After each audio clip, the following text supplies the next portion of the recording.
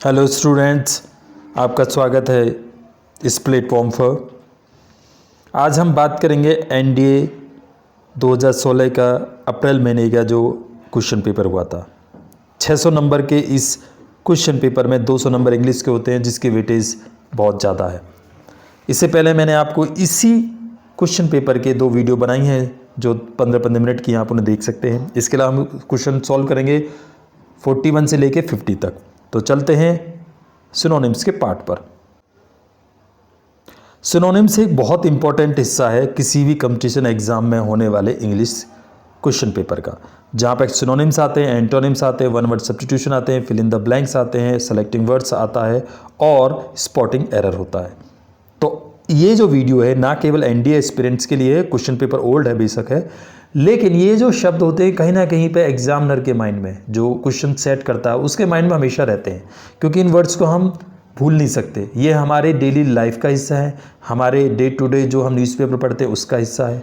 इसके अलावा आपके SSC, CGL, banking, railway, ARO, teaching, non teaching, सब तरह के जो प्रश्न पत्र होते हैं और आने वाले सब के लिए ये बहुत यूजफुल है, बहुत बेनिफिशियल है।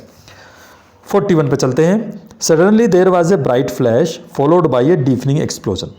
अब देखिए डीफनिंग का मतलब क्या होता है। डीप माने बहरा, डीफनिंग माने बहरा कर देने वाला। तो यहाँ पे हम सिनोनिम ढूंढ रहे हैं।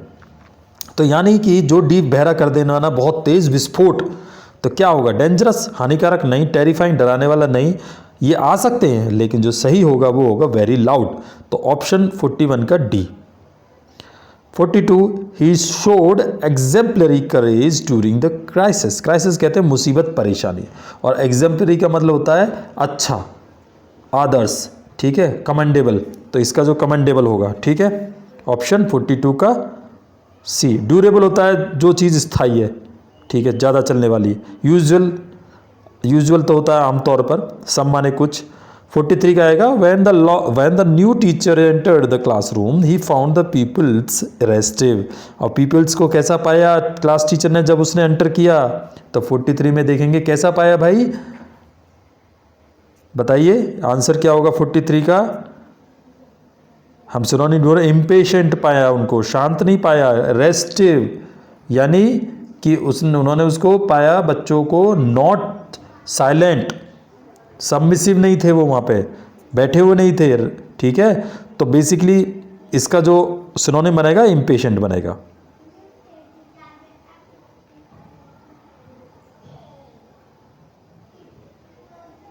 Question number 44, there is no dearth of talent in this country. इस देश में टैलेंट की कोई कमी नहीं है। ये जो क्वेश्चन है 44, इसमें जो वर्ड है डर्थ, ये पता नहीं क्यों एग्जाम बनाने वाले क्वेश्चन, एनडीए के जो क्वेश्चन होता है और तरह के जो क्वेश्चन होते हैं उनमें इसको गोद ले रखा है ये शब्द, यानी उनका बहुत ही ये पसंदीदा शब्द है। इसको कितनी बार मैंने देखा है, बहुत तरह के जो कॉम्पिटिटिव एग्जाम मैंने सॉल्व करता रहता हूँ, तो मैंने देखा है इसको। तो 44 यानी कमी, इसके सिनोनिम क्या हो सकते हैं? वांट, स्कार्सिटी, लैक, ठीक है, तो ये इसके सिनोनिम होते हैं। अब यहाँ पे स्कार्सिटी आ रहा है, ठीक है, स्कार्सिटी। प्लेंटी इसका एंटोनिम होगा। तो ऑप्शन 44 का A answer. 45 the servants retire to their quarters. अब देखिए रिटायर का मतलब होता है चले जाना, सोने चले जाना, ठीक है। तो 45 का होगा बी, वेंट अवे, चले गए हैं, ठीक है। एंटर्ड माने यहाँ नहीं होगा, रन अवे, भाग जाना, ठीक है। तो 46 पे चलते हैं। देखिए वीडियो को आप रोक रोक के देख सकते हैं, और इसके साथ में और भी वर्ड्स बताता हूँ, वो भी आपके इसको रटना नहीं है, समझना है इस वीडियो को, क्योंकि मैं जो वर्ड्स होते हैं उनके और भी जो वर्ड्स होते हैं उनकी हिंदी मीनिंग बता देता हूँ, तो वो बहुत ज़रूरी होता है।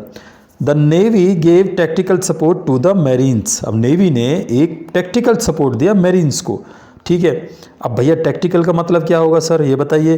तो अगर आप देखेंगे टेक्टिकल का मतलब होता है कुछ पाने का उपाय, कुछ स्ट्रेटेजी, कुछ प्लान, कुछ जुगाड़। तो यहाँ पे जो ऑप्शन होगा बी। ओके, बहुत बढ़िया, शाबाश, बहुत अच्छे। A genius tends to deviate from the routine way of thinking. अब देखिए जीनियस कौन होता है, यानी दिमाग वाला, बुद्धि से भरपूर व्यक्ति, ठीक है।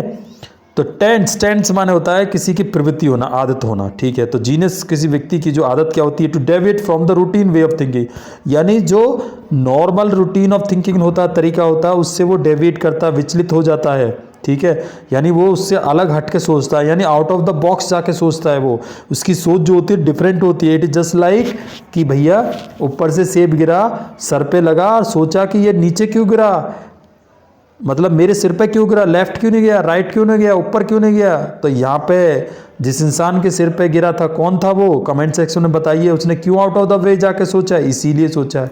एडिसन ने बल्ब का स्क्वायर किया था, कैसे किया था, आउट ऑफ द वे जाके सोचा चीज़ों को, तभी उसने डेविएट किया अपनी रूटीन वे ऑफ थिंकिंग को और डेवलपमेंट किए, और इस तरह के कितने सारे डिस्कवरी और एक्सप्लोरेशन किए उन्होंने। तो 47 का जो ऑप्शन होगा डिफर होगा। अब देखिए दूसरे ऑप्शन यहाँ पे आ रहे हैं, डिस्प्यूट माने झगड़ा, डिसएग्री माने किसी से आप एग्री नहीं करते हैं, यानी उससे आपकी विचार नहीं मिलते। डिस्टिंग्विश का मतलब हो जाता है आपका, ठीक है, अंतर होना किसी चीज़ में, और ये डिस्टिंग्विश पहले भी आया है, ठीक है। तो यहाँ पे जो होगा डिफर, अंतर पैदा करना, डिस्टिंग्विश भी मिलता जुलता, लेकिन जो रियल वर्ड होगा वो आपका डिफर होगा। He was greatly debilitated by an attack of influenza 48 में। अब डेबिलेटेड का मतलब होता है जैसे कमज़ोर करना, ठीक है।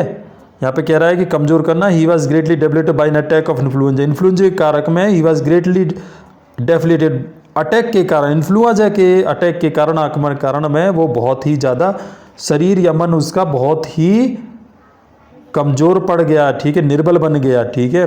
तो इसमें हम सिनोनिम ढूंढ रहे हैं, तो क्या होगा, वीकेंड, ठीक है, वीकेंड, वीकेंड शब्द बना है, वीक माने कमज़ोर होना, वीकेंड मीन्स होता है कमज़ोर होना। तो ये नाउन से वर्ब बन गया और वर्ब की सेकंड फॉर्म आ गई, तो option B is the right one, यानी कमज़ोर होना।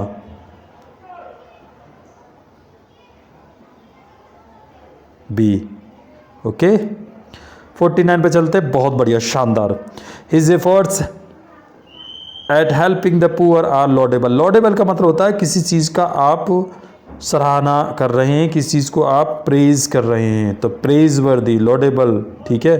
तो हम सिनोनिम ढूंढ रहे हैं, तो आपका ये होगा option D. Last, his conduct brought him reproach from all quarters. देखिए यहाँ पे रिप्रोच का मतलब होता है किसी की आप भला बुरा कहना, किसी को आप भर्त्सना करना, किसी के बारे में आप डांटना, फटकारना। तो रिप्रोच के अन्य सिनोनिम होते हैं, इसमें दे रखा है, रिमोर्स तो होगा नहीं, पश्चाताप करना, इंडिफरेंस भी नहीं, सिंपैथी नहीं, रिब्यूक, डांटना, फटकारना।